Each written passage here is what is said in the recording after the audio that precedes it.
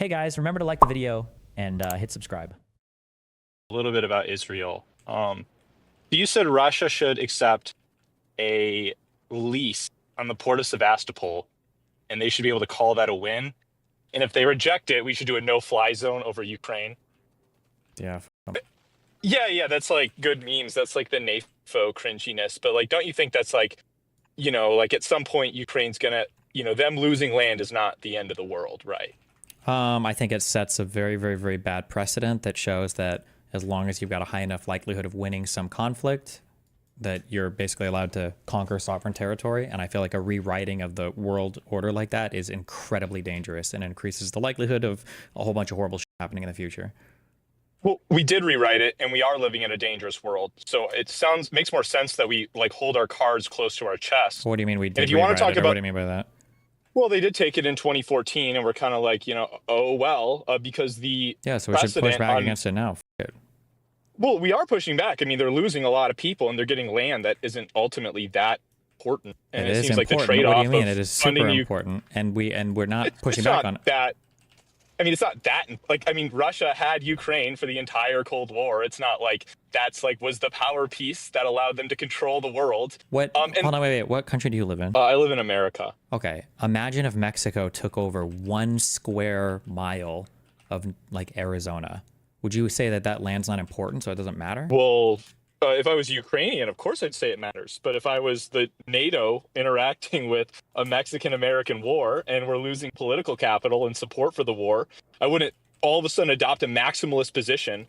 I think the United States would have a maximalist position on its territory, and I think it would be right to. Of course we would. And of course. And the Ukrainians, like when the lady gets on and she's like very passionate, like of course she's justified. But like if America wants to look for its interests, it's like, yeah, we need to preserve the liberal world order. That's an interest. But not having a direct conflict between nuclear powers is also an interest. And the precedent of nuclear powers going to war. Yeah, you understand that that rule that you've written would make you an international loser, right? Like if you've written the rule that you will never get into conflict with a nuclear power, you're telling that nuclear power that you can do whatever you want and you will never face significant pushback from the United States. Do you understand that? Well, they do face significant pushback. They got in a very deadly war, and they faced a lot of international ostracization. Like it seems like the mileage. Hold on, wait. Do you think it's a good rule that you'll face significant pushback and ostracization if you try to conquer territory from another sovereign country? You think that's a good rule? Yeah. I think we can make it so that this war is more costly to Russia than the benefits they get from land conquest. I think we've already done that. I'm not sure. Like it could be that like, hey, if Ukraine keeps fighting within 2 years, they might lose a ton of territory, in which case we might want to cut off aid. So but you think that right now, if the war going forever, no one is saying about forever. If the no, I'm saying that. I'm saying if Ukraine is just going to keep staying where they're at, killing Russians, like yeah, keep the war going forever. But if it looks like in the future they may start losing like a lot of territory, like we gotta stop it where it's at, not like what if we got all the way to Crimea? Okay, but like why couldn't we try to like win the war? Because, well, one, I like obviously talking about like political will is like kind of lame, but like that is a big thing. In 20 years, we know the Russian public is going to care more about Ukraine than the American public does. So like in the long term, it just seems... So political will, I'm not going to necessarily disagree, but like part of what I do is my job is arguing to try to create the political will. That's what like a pundit or a commentator or whatever does, right? But so I agree with you that the political will is not here right now for it, for sure. But my argument is that it should be here, right? Okay, yeah. I'd say then, like, funding Ukraine, and if Ukraine can fight the war forever, like, that's fine. But there's no need for us to attack, because we've already drawn our line in the sand. Like, our war line is NATO. But if we all of a sudden say, no, actually, we're going to pick and choose what countries we go ape over defending, well, then now NATO doesn't really mean anything anymore because we've lost trust. Because we may treat a non-NATO country like a NATO country. Sure. So what does that mean if we say that like think about all the negative impacts of that if you f around with a country, like the United States is going to come for you? Like, are people going to be too scared then to f around with conquering other countries? Isn't that a good thing? Isn't that a good chilling effect? No, because I don't think that's what would happen. Obviously, if the United States went into Ukraine, blew up a bunch of Russian ships, and they're like, oh, we lost, it's embarrassing. Like, yeah, that'd be good. But there's also two other bad options there. One is like there could be a nuclear exchange. I know you don't think Putin will ever nuke us, right? Well, no, not in an In a offensive hot war. war, Not in an yeah, offensive war. Yeah. in a hot war over Ukraine. But hey, like, what if America thinks Putin is going to nuke us, or what if Putin thinks America thinks he's going to nuke us? Like, there's planes like dropping out of the sky. There's missiles flying. We don't know if we can trust what the Russian military is doing versus like how connected they are to the president, like with internal factions within the government. There's like so much room for miscalculation and misinterpretation of an opponent's moves that like it seems extremely risky. But then if you're right and it actually is true that great powers can directly go to war without using nuclear weapons, if we answer the mutually assured destruction question, well, that's even it's not even worse, but it's almost just as bad, because now we're entering in a new future where great powers and whoever can go to war because we know nobody's going to nuke each other. Well, but and that to me is really scary. The nukes help them, not us, right? Like if it was that great powers could go to war and that's the new thing, and so Russia's like, well, it, let's fight now, knowing nobody's going to nuke each other. Like Putin would be dead quicker than Protchorsky or whatever that one dude who came back after the failed mutiny. Like it's not like Russia's like we could take on the U.S. if only they didn't have nuclear weapons. The nuclear weapons are keeping them safe, right? Not us. Well, the nuclear weapons at some point keep us safe. When you talk about like what's going on, like with, I don't know, if you think about like how China is dealing with Taiwan, how they're dealing with our naval China can't fleets even. I don't in even think the China ocean. can sail their fleets across the ocean yet. I don't think we're worried about that yet. Maybe in the future, sure, but right now, nuclear weapons definitely keep other people safe more than the U.S. No. Yes, I'd say so. Other countries are the beneficiaries of nuclear weapons more than us, but like still, like I don't think like this, because right, think of like India, Pakistan, India, China. Like there's so many conflict zones where nuclear weapons are a deterrent to conflict. To like actual conflict that can kill a lot of people and disrupt a lot of things for a very long period of time. Mm-hmm. Just writing it off like, oh, America's badass, we can just win any conventional war. So like, hurrah, like let's have conventional wars everywhere. Well, we don't. It's only a conventional war in response to territorial aggression or invasion. No.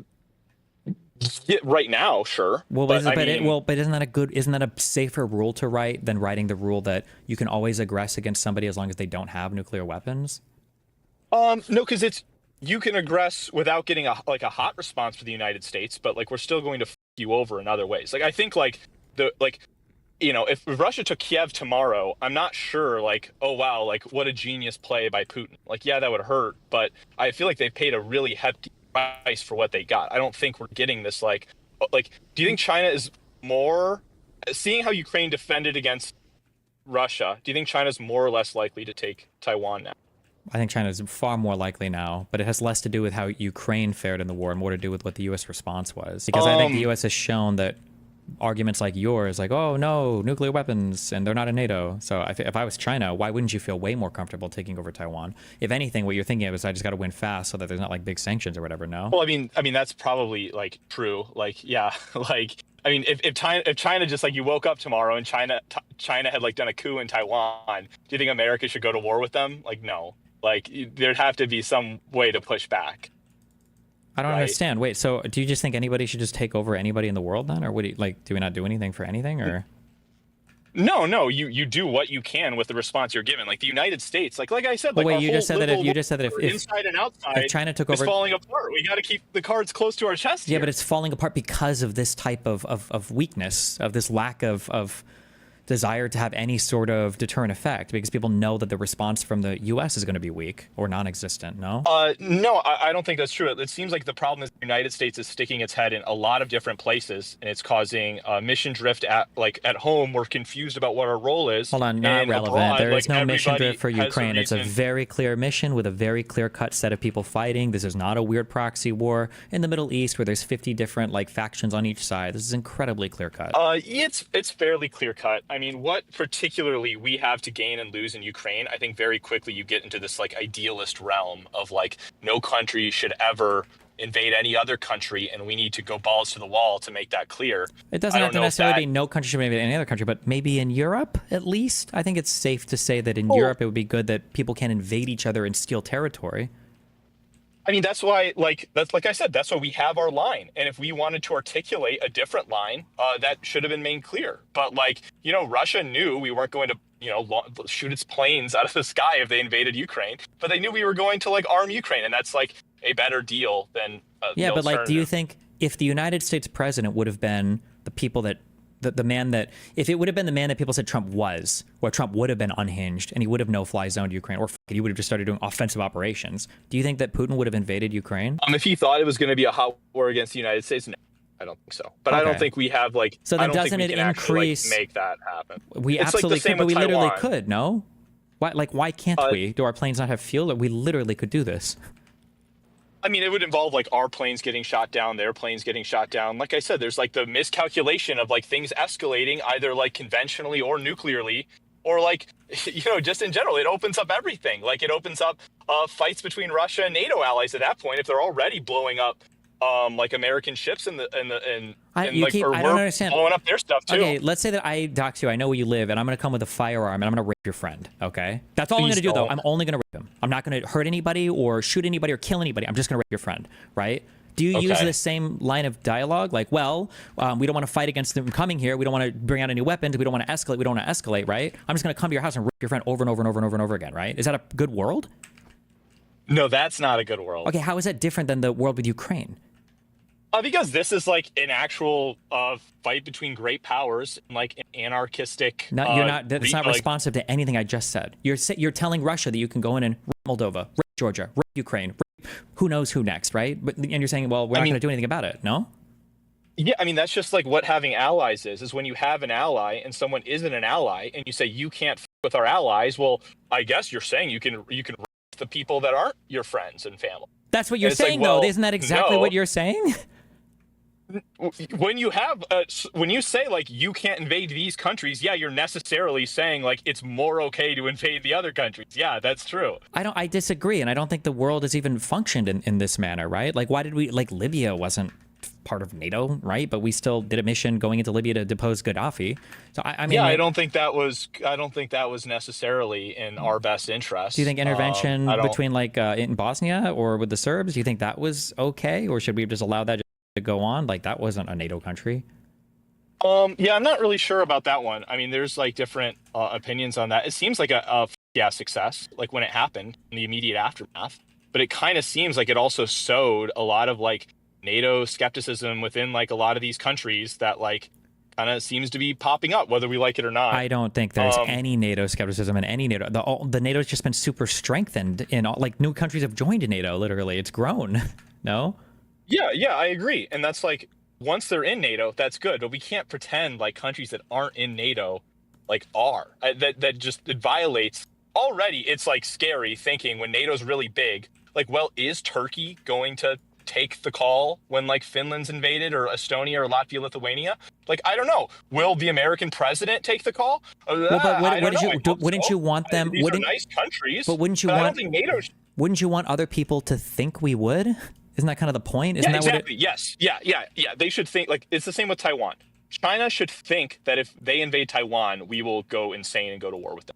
But if they actually bite, we shouldn't like go through with our bluff. Like that would just be stupid. That you understand that defeats the entire. There is no deterrence if you don't ever actually follow through, right? I mean, I guess we do follow through sometimes, but it is like. Well, I mean, for NATO countries, like, NATO countries just don't get attacked, probably because everybody thinks we will follow through, right? Yeah, and that's a NATO country. That's like different, I guess.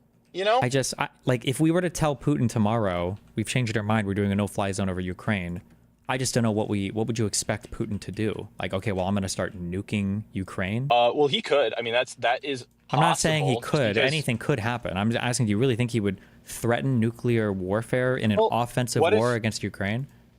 Yeah, I mean, what if we think he's going to? What if he thinks, like, they receive a report, the Americans are convinced you're about to use a nuclear weapon, and they're preparing countermeasures, and, like, things happen fast, things can, like, when you read about, like, if you read, like, papers about the risk of nuclear war, it's very rarely, like, oh, like, some crazy person's going to press the button. It's going to be, like, wars happen in a really confusing situation. There's a lot of miscalculation. People trying to interpret it's not each like other's some intentions. like, I don't know. I don't think, okay. I don't think you really believe this, and I don't think anybody really believes it. It's just a really goofy argument to me. Like, let's say that Putin tomorrow invades like invades another non-NATO country? Do we just like let him do it over and over and over again? If it's a non-NATO country, it depends. It depends on the country and like what it's Why? like in Well, it depends. You just said it's us. not. If it's a non-NATO country, Yeah. why couldn't he just go over and over and over and over again? Maybe it's really important to us. Like, I don't know. If it's a really important country and we've like somehow forgotten to write them into any of our treaties. So if like, it's a really important country, now the threat of nuclear warfare and annihilation, now all of a sudden it becomes worthwhile. the risk, because it's not. I'm not saying there's like it's likely that if we do this, it's likely Putin will nuke us. But the risk of nuclear exchange, or like I said, like just encouraging future conventional confrontations with great powers, that isn't worth what we get out of defending Ukraine for an ideal. But if we're defending a more important place or like situations are slightly different, we can have a higher risk tolerance. So why? Like, so let's say that they do want to take back a part of Finland. You think it's worth risking nuclear warfare for a part of Finland? More so than it is for Ukraine. Ultimately, if it was like a limited invasion of parts of Finland, I mean, I would expect a response to be like very serious because of like the sanctity of NATO and how important that is for our legitimacy and like credibility. But like, no, I don't. Yeah, I wouldn't press the button at that point. Okay, I don't know. It just seems to me like we're writing a set of rules that is just encouraging future conflict. Basically saying if it's not a NATO country, you need to get nuclear weapons ASAP because nobody's going to do anything to help you. I mean, that's probably what? right. I mean, it is probably true that countries should get nuclear weapons at this point. Like, Don't you think isn't that a bad thing? Nuclear proliferation? I thought we wanted to reduce that. Like the United States has the opportunity to undo all of this with the push of a button. We could literally just say like, oh no, we are gonna fight on behalf of this, and then we don't have to worry about this, like setting this standard. Like we can just do that.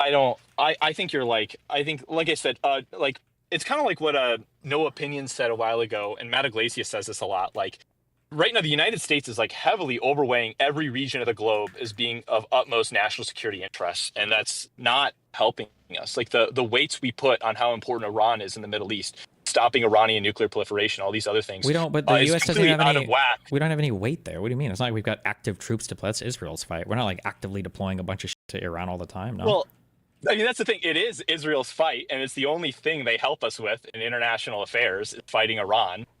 They don't help us with China or Russia. So yeah, that is Israel's fight, but the United States is heavily involved against Iran. I mean, Trump may go to war with them soon. Well, we're also involved in Iran. Might get a nuclear weapon. We're also involved in that on behalf of Saudi Arabia's interests as well, right? Which, like, you know what? Why is that? Probably because we like to have a really strong and positive relationship with OPEC. Yeah, I mean, it's part of like a continued Cold War era way of viewing the Middle East. That like having a positive relationship with OPEC is part of the Cold War. Viewing Saudi Arabia and Iran as like pillars of our foreign policy is absolutely a vestigial part of our foreign policy left over from the Cold War. The United States is a net oil exporter now. We don't need to be putting the Middle East as on this like huge important. Everything that happens here needs to have the United States involved. Like I get freedom of navigation against the Houthis, like that obviously makes sense. But control, like a special relationship with Israel and Saudi Arabia right now is not getting us that much. Besides increasing the likelihood that we'll be convinced we need to go to war with Iran. Okay.